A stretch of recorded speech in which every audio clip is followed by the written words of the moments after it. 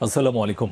বাংলা সংবাদে আপনাদের সবাইকে স্বাগত জানাচ্ছি। আমি ফিরোজ তোহা। শুরুতেই বিআরবি কেবলস সংবাদ শিরোনাম জানিয়ে দেব এই মুহূর্তে হাতে পাওয়া সর্বশেষ গুরুত্বপূর্ণ আপডেট বাংলা সংবাদ। শুরুতেই থাকছে, ভারত সরকার বাংলাদেশের মানুষের প্রত্যাশার মর্যাদা দেবে বলে আশাবাদ ব্যক্ত করেছেন বিএনপির মহাসচিব মির্জা ফখরুল ইসলাম আলমগীর। এবারে জানাবো, বিএনপির স্থায়ী কমিটির সদস্য সাবেক মন্ত্রী সেলিমা রহমান বলেছেন, আজকে পুলিশের সাবেক আইজি বেনজিরের এত সম্পদ, সংসদ সদস্য আনার খুন হলেন, কিন্তু তাদের বিচার হলো না কেন? তারা কেন রক্ষক হয়ে ভক্ষক হয়ে গেছেন? বেনজির কিভাবে দেশ ছেড়ে পালিয়ে গেল? জানাবো, নারায়ণগঞ্জের রূপগঞ্জ উপজেলার কাঞ্চন পৌরসভা নির্বাচনে প্রতীক বরাদ্দের সময় মেয়র প্রার্থী রফিকুল ইসলামের উপর হামলার অভিযোগ উঠেছে প্রতিদ্বন্দ্বী প্রার্থী দেওয়ান বাবুল বাশার বাদশার সমর্থকদের বিরুদ্ধে। এবারে থাকছে, ঝিনাইদহ ৪ আসনের সংসদ সদস্য আনোয়ারুল আজিম আনার হত্যাকাণ্ডের তদন্ত শেষ হলে অনেকেই গ্রেপ্তার হতে পারেন বলে জানিয়েছেন স্বরাষ্ট্রমন্ত্রী আসাদুজ্জামান খান কামাল। এদিকে আওয়ামী লীগের সাধারণ সম্পাদক ওবায়দুল কাদের বলেছেন, ভারতের প্রধানমন্ত্রী নরেন্দ্র মোদীর শপথ অনুষ্ঠানে যোগ দিতে ভারত সফর নিয়ে সংবাদ সম্মেলন করবেন প্রধানমন্ত্রী শেখ হাসিনা। তিনি আরও বলেন, প্রধানমন্ত্রী সেখানে কয়েকটি গুরুত্বপূর্ণ বৈঠক করেছেন। বৈঠকের বিষয়ে বিস্তারিত পরে জানা যাবে। এবং সর্বশেষ জানাবো আন্তর্জাতিক সংবাদ। বোরকা পরে ত্রাণবাহী গাড়িতে করে হামলা চালিয়েছে ইহুদিবাদী ইসরায়েলি কমান্ডোরা। গাজা নুসেরাত ক্যাম্পে ইসরায়েলি কমান্ডোরা বোরকা পরে এবং ত্রাণবাহী গাড়িতে করে প্রবেশ করেছিল বলে জানা গেছে। আরব মিডিয়া আউটলেটগুলোতে প্রত্যক্ষদর্শীদের উদ্ধৃতি দিয়ে এসব তথ্য প্রকাশ করেছে। এতক্ষণ শিরোনাম শুনছিলেন, এবার বিস্তারিত। প্রিয় দর্শক, আপনি যদি এই চ্যানেলে নতুন হয়ে থাকেন, ভিডিওটি দেখতে দেখতে চ্যানেলটি সাবস্ক্রাইব করে আমাদের সঙ্গেই থাকুন। আর এই ভিডিও সম্পর্কে আপনি আপনার মূল্যবান মতামতটি কমেন্ট বক্সে জানিয়ে দিন। আর হ্যাঁ প্রিয় দর্শক, জানিয়ে দিন ভিডিওটি কোথা থেকে দেখছেন। ভারত সরকার বাংলাদেশের মানুষের প্রত্যাশার মর্যাদা দেবে আশা ফখরুলের। বিএনপির মহাসচিব মির্জা ফখরুল ইসলাম আলমগীর বলেছেন, আমাদের আশা ভারতের সরকার বাংলাদেশের মানুষের যে প্রত্যাশা সেটির মর্যাদা দেবে। সোমবার ঢাকা রিপোর্টার্স ইউনিটিতে এক আলোচনা সভায় প্রধান অতিথির বক্তব্যে এসব কথা বলেন তিনি। প্রয়াত রাষ্ট্রপতি জিয়াউর রহমানের ৪৩তম মৃত্যুবার্ষিকী উপলক্ষে জাতীয়তাবাদী কৃষক দলে আলোচনা সভার আয়োজন করে। মির্জা ফখরুল বলেন, বাংলাদেশ গভীর চ্যালেঞ্জের সম্মুখীন হয়েছে। একদিকে রাজনৈতিক চ্যালেঞ্জ আছে, অন্যদিকে অর্থনৈতিক চ্যালেঞ্জ আছে। এখন একটা ভৌগোলিক চ্যালেঞ্জের সম্মুখীন হয়েছে। পানি আমাদের অধিকার। আমাদের ভেতরে ভিন্ন দেশের যে নদী প্রবাহিত হচ্ছে, পানির অধিকার সর্বজনের স্বীকৃত। এই অধিকার থেকে আমাদের কেউ বঞ্চিত করতে পারে না। কিন্তু দুর্ভাগ্য যে আমাদের প্রতিবেশী দেশ, যাকে আমরা বন্ধু মনে করি, তারা আমাদের পানি ন্যায্য হিস্সা থেকে ক্রমাগত বঞ্চিত করেছে। ফারাক্কার পানি নিয়ে বহু খেলা হয়েছে। উল্লেখ করে মির্জা ফখরুল বলেন, সরকার ১৫ বছর ধরে ক্ষমতায় আছে, অথচ তারা তিস্তা পানি চুক্তির বিষয়ে কথা বলে না। এখন তারা নতুন করে কথা বলছে তিস্তা প্রকল্প। পানি চুক্তির বিষয়ে কিছু না করে সরকার বলছে তিস্তা প্রকল্পে চীন সহযোগিতা করতে চায়, আবার বলছে ভারত সহযোগিতা করতে চায়। আমার কাছে বিষয়টি বিস্ময়কর মনে হয়েছে, কিছুটা রহস্য যেন মনে হয়েছে।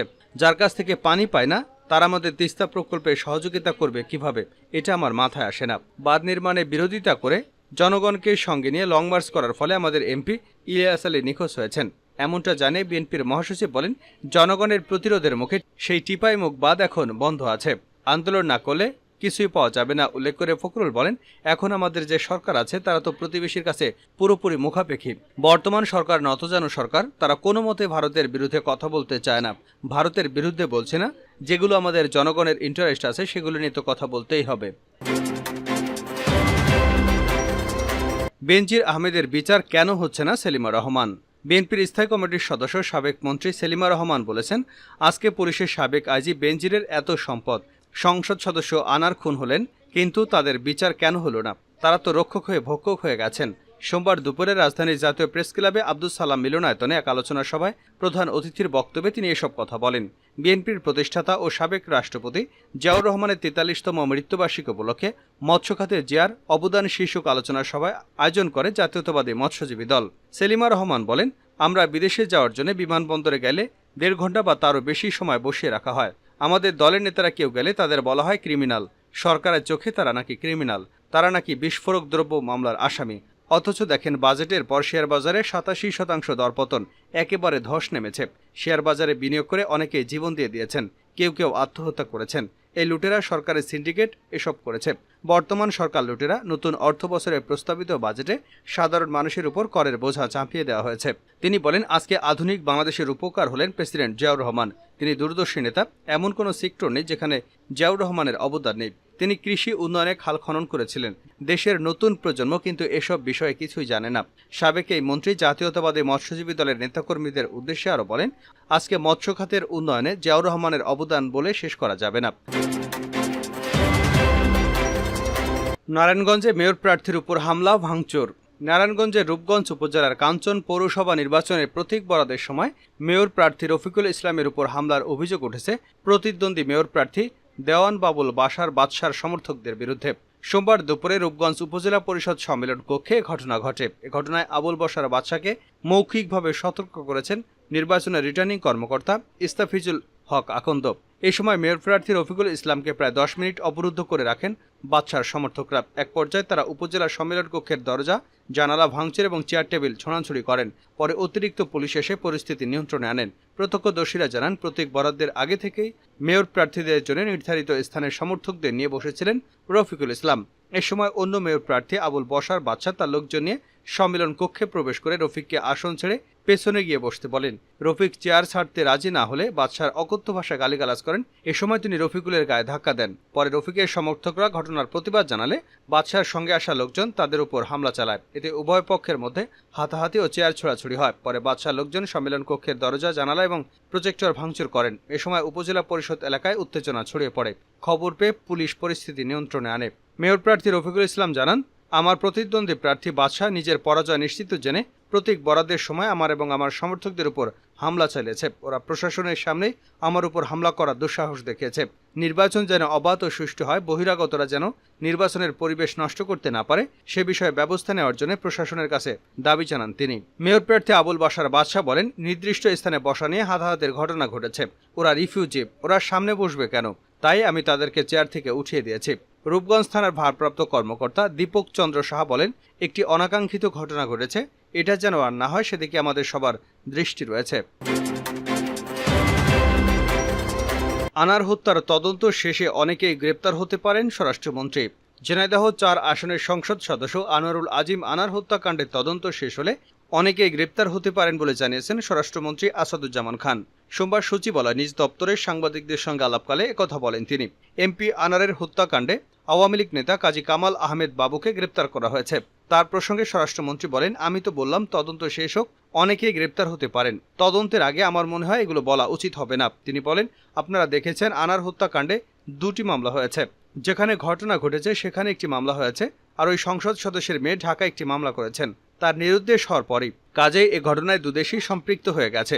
মন্ত্রী বলেন, ভারতে যেহেতু ঘটনাটি ঘটেছে তাদের আসামিকে ফেরত দেওয়া, বন্দি করার দায়িত্ব তাদের। আমি যতটুকু জানি ভারতের সঙ্গে যুক্তরাষ্ট্রের বন্দি বিনিময় চুক্তি আছে। সেক্ষেত্রে হয়তো সেই সুবিধা ভারত সরকার পাবে। আমাদের সঙ্গে যুক্তরাষ্ট্রের বন্দি বিনিময় চুক্তি নেই, তবে ভারতের সঙ্গে ঘনিষ্ঠ যোগাযোগ আছে। বন্ধু প্রতিম দেশ হিসেবে আমরা বিশ্বাস করি আমাদের সব কাজেই তারা সহযোগিতা করছেন এবং ভবিষ্যতেও করবেন। আনারের এমপি পদের বিষয় তিনি বলেন, আমাদের একটা প্রমাণ লাগবে এই খণ্ড বিখণ্ড মাংসগুলো তার, এবং ডিএনএ পরীক্ষার ব্যবস্থা করা হয়েছে। তার মেয়ের সঙ্গে যদি মিলে যায় তাহলে ভারত সরকার আমাদের জানাবে, তখনই আমরা বলতে পারবো। এক প্রশ্নের জবাবে তিনি বলেন, আমরা এখনও বলছি আমরা সত্যের কাছাকাছি এসে গেছি। মরদেহের বিষয়টি নিশ্চিত হলে আমরা আপনাদের কাছে অনেক কিছু প্রকাশ করতে পারবো। মরদেহ নিশ্চিত হওয়ার জন্য যারাই হত্যাকাণ্ড ঘটিয়েছে তাদের জবানবন্দি শুনেছি। তারা বলেছে মরদেহ তারা খণ্ড খণ্ড করেছে, কোথায় রেখেছে সেটি নির্দিষ্টভাবে জানা যায়নি। শেষ করছে আন্তর্জাতিক সংবাদ দিয়ে। বোরকা পরে ত্রাণবাহী গাড়িতে করে হামলা চালিয়েছে ইসরায়েলি কমান্ডোরা। গাজা নুসরাত ক্যাম্পে ইসরায়েলি কমান্ডোরা বোরকা পরে এবং ত্রাণবাহী গাড়িতে করে প্রবেশ করেছিল বলে জানা গেছে। আরব মিডিয়া আউটলেটগুলোতে প্রত্যক্ষদর্শীদের উদ্ধৃতি দিয়ে এ তথ্য প্রকাশ করেছে। সৌদি মালিকানাধীন আশারক সংবাদ চ্যানেলে স্থানীয় অধিবাসীদের উদ্ধৃতি দিয়ে জানায়, ইসরায়েলের একটি বিশেষ বাহিনী ইউনিটের সদস্যরা ম্যাট্রেস বোঝাই একটি সাদা গাড়িতে ক্যাম্পে প্রবেশ করেছিল। ওই ইউনিটের কয়েকজন সদস্য ছিল নারী। তারা গাজার নারীদের মতো পোশাক পরেছিল। প্রতিবেদনটিতে বলা হয়, ওই ইসরায়েলি বাহিনীর সদস্যরা নিজেদের ফিলিস্তিনি হিসেবে পরিচয় দিয়ে জানায় যে তারা রাফায় ইসরায়েলি বাহিনীর হামলা থেকে রক্ষা পাওয়ার জন্য এখানে এসেছে। তারা আরও জানায়, তারা নুসরাতের বাজারের কাছে একটি স্থান ভাড়া করেছে। সেই স্থানের কাছেই নোয়া আরগামানির পরে পণবন্দি আটক ছিল। সেখান থেকে প্রায় 200 মিটার দূরে আরেকটি ভবনের অপর 3 বন্দী ছিল। ইসরায়েলের ওয়াইনেট নিউজ সাইট জানায়, ইউনিটিতে মিস্তারাভিমদের অর্থাৎ যারা আরবদের মতো হয়ে গেছে তাদেরকে নিয়ে গঠিত ছিল। এই বিশেষ বাহিনীটি ফিলিস্তিনি এলাকায় কাজ করতে বিশেষভাবে দক্ষ। তাদের মধ্যে স্থানীয় আরব এবং সাবলীলভাবে আরবি কথা বলতে পারে এমন লোক রয়েছে। জানা গেছে, ইউনিটি গাজায় যুক্তরাষ্ট্রের সম্প্রতি নির্মাণ করা অস্থায়ী জেটির কাছাকাছি এলাকা থেকে এসেছিল।